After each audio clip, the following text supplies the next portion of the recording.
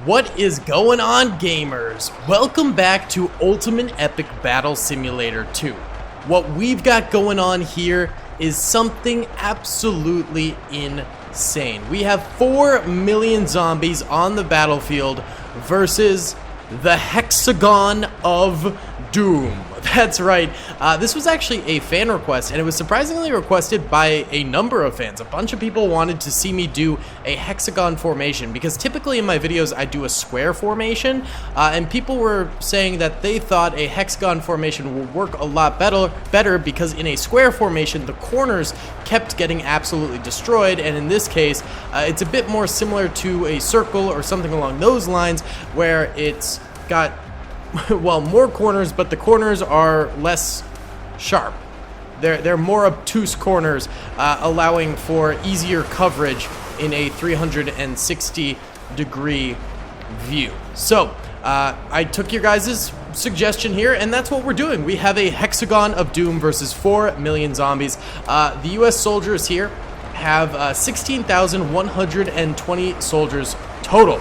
They have 3 of the sides comprised of Thompson machine guns, and 3 of the sides are comprised of shotguns, and they do alternate what is what. Then behind them, they have another hexagon of Sherman tanks going on, and behind them, we have a square defense filled with Thompson machine guns that are trying to support all different sides at once. So as you can see, the zombies are already encapsulating the hexagon here, just coming in all out. This is all out zombie warfare that we've got going on.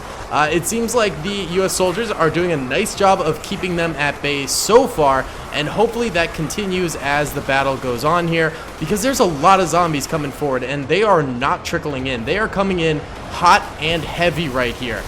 No holds bar in this battle. It should be really, really epic. So if you guys do enjoy this video, please be sure to smash that like button. It means the world to me. It helps me out a ton in the algorithm, truthfully. So if we get 1,000 likes in the first 24 hours, that would be very nice. Comment down below who you think is going to win, the hexagon of doom or 4 million zombies. I'm curious to hear what you guys think, and subscribe if you haven't already. We're working our way towards 500,000 subscribers, and we are closing in on that target. Hopefully we hit it by the end of 2022.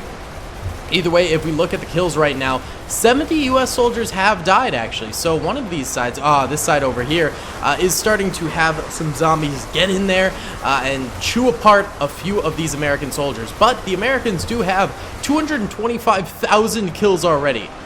This hexagon means business when it starts killing zombies. I mean, that is just a massive amount of dead zombies right off the bat. And at this rate, the US is basically ratioing the zombies, L plus ratioing the zombies, and if they continue this rate of killing, which they probably won't, that's not usually how these battles work, then they would win this battle outright. However, I'm anticipating more US soldiers dying and that ratio going more in the favor of the zombies later on.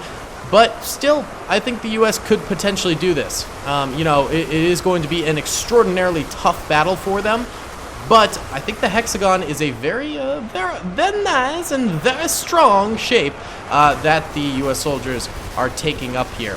We could do a triangle defense too, which would be cool. That, you know, people are always saying like, oh, the triangle is the strongest shape in geometry or something like that. So you know, it could be interesting to do a triangle defense at some point as well, although I think that would be worse than the square defenses, because there would be those really, really sharp angles where the zombies would be able to get in and make a lot of contact. Right now, that's not really happening. The angles that we have here with the hexagon are managing to withstand most of the zombies. All the zombies are kind of coming in at the same pace on all sides right now. So it does seem to be working out for the US soldiers currently. If we look at the total kills, 685 US soldiers have died, and 363,000 zombies have died. The zombies are at about 90% strength right now, and the US forces are still at about like 96-97% strength right now.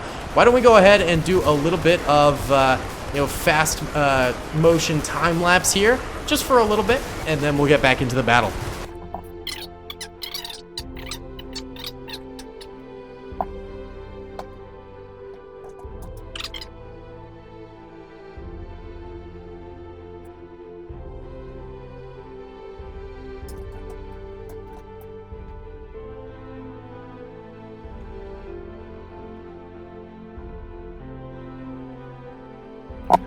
Okay, so after about 3 minutes there, the zombies are still doing pretty poorly. The body piles are continuing to stack up, and the hexagon is now facing hills all around it, which is pretty crazy. It does make, I think, the Shermans a little bit less effective, but simultaneously it's forcing the Shermans to fire close range.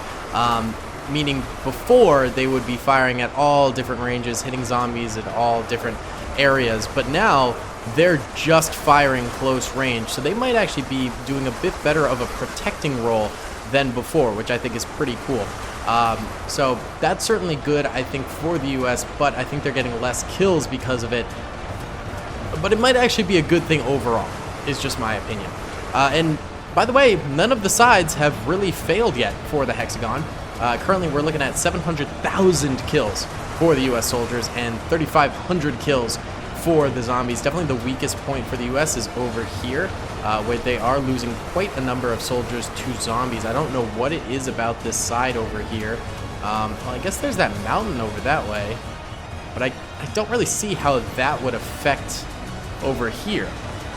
Maybe there's just like extra powerful zombies over here or extra weak US soldiers. I'm not totally sure why this side in particular is losing the most US soldiers, but they certainly are, and that's resulting in a little bit of a gap here. Hopefully the Shermans can plug that gap and continue to keep it safe over there. I'm not too worried for the time being. Why don't we go and do another time lapse like right around here? People were saying they like the bird's eye view angle, so why don't we go ahead and do one of those?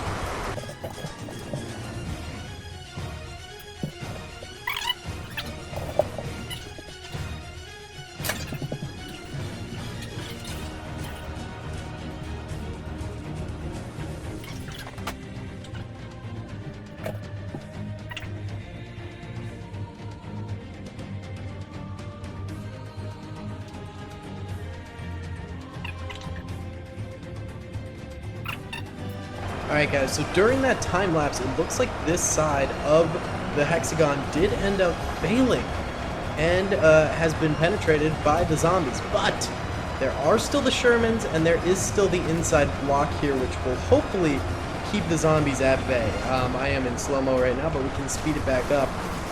This is really the only area of the battlefield that I'm super worried about currently. The other sides of the battlefield seem to be doing quite well. And look at these body piles just stacking up, dude. Oh, the glory of Ultimate Epic Battle Simulator 2, baby. Oh, this side over here also actually having a little bit of structural failure currently for the boys. Not great at all. Right now we are at 1 million kills for the United States and 6,800 kills for the zombies. Actually, this entire half over here is getting compromised by zombies, but this half over here is doing IA. It's very peculiar. I don't know why the zombies over here are doing so much better than the zombies over here. Maybe it's a terrain thing? I'm not fully sure. But there is this inner block, which hopefully prevents flanking occurring on these sides. You know, if the zombies do break all the way through all those Shermans as well, then they'll be coming up to the block instead of going straight into the back lines here, which could be the saving grace of this defense here for the US soldiers, at least hopefully. It's not a guarantee, but you know what? This inner block is still firing away pretty nicely, and hopefully getting a lot of kills on some of these zombies and protecting the back lines here. We've still got a long ways to go, but the US is doing pretty well with 1.1 million kills now. They're still racking them up, and the zombies are still falling beautifully. We're doing great, boys. We are doing great. Well, let's stay optimistic. Let's stay optimistic here. The breakthroughs have gotten larger on the back sides here, with even the Shermans going down. These sides over here are still holding decently strong, but now it's up to the block to hold off these zombies, and a couple of Shermans left alive, but I'm sure they're going to be going down relatively soon here as well. So it's no bueno taco right now, no bueno taco at all.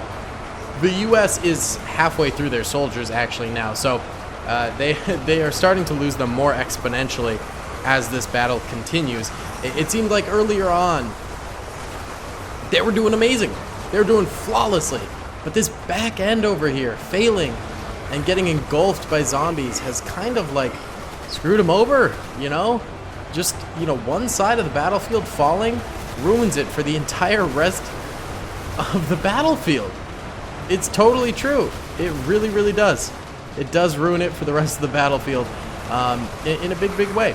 So, yeah, the zombies might be ending up getting a victory here. We still have a holdout, of course, but you know, it's getting more and more precarious, and now zombies are going to be, interacting with the big block over here and starting to hack at these guys as well.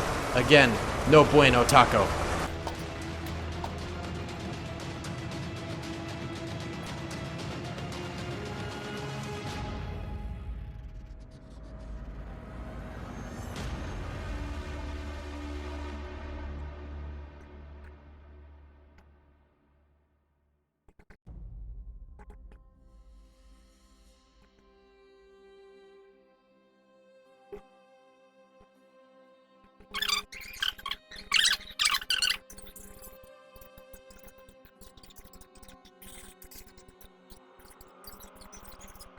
The defenses on the other sides are now starting to fold for the U.S. here. They are at 1.5 million kills, which is more than I thought. I kind of thought once those other sides over there collapsed, these would collapse a lot faster, and they wouldn't be getting so many kills.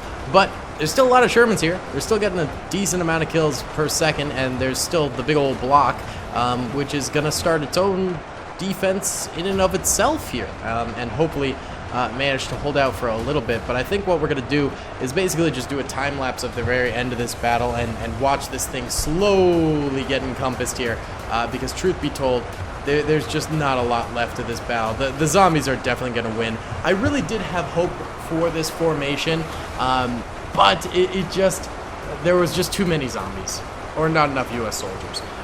However, if you added more U.S. soldiers, it just made their lines like really thin and weird and like way too large of a perimeter, which I think makes for a worse viewing experience. It just makes it less grand and cool, so I didn't want to do that.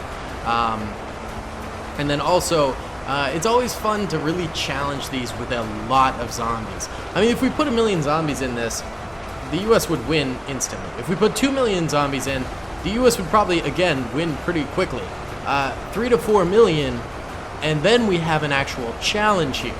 You know what I'm saying? But you can't really know that until you test it out. So now we know for this time, and in the next time we do this, if you guys want to see another video of this, we can certainly test their metal once again. Either way, let's cue the slow motion, or sorry, the fast motion, the time lapse. Let's do it.